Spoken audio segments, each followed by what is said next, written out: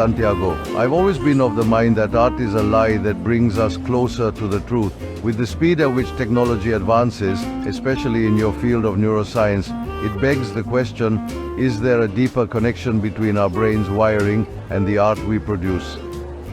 Pablo, the brain is the most intricate and profound canvas of all. My work in the past only gave a glimpse into its complexities.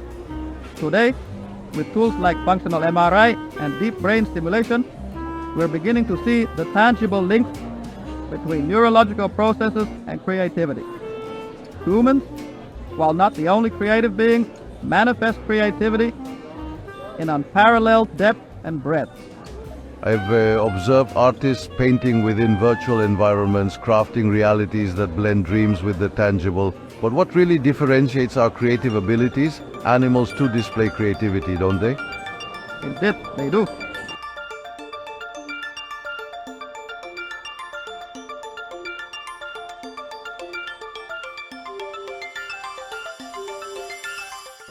Santiago, have you ever considered, how surreal this very conversation is? Here we are, two figures from history, brought to life and conversing in an era not our own.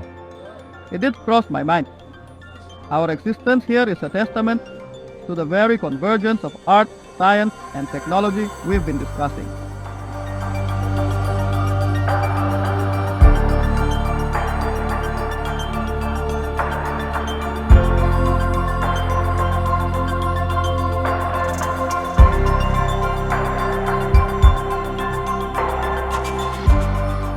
Balance, as always, is key.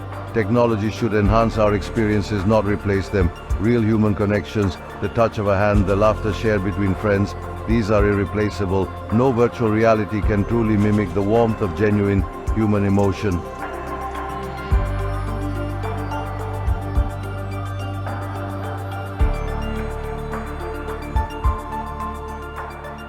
To think that we have been reimagined using the very innovations we speculated about. This proves that the boundaries of creativity and understanding are ever expanding.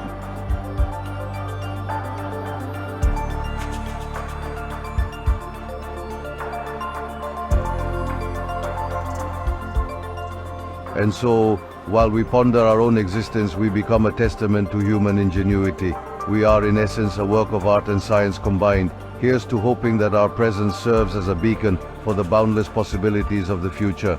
Indeed, Pablo, to the past informing the future and to the wonders yet to come.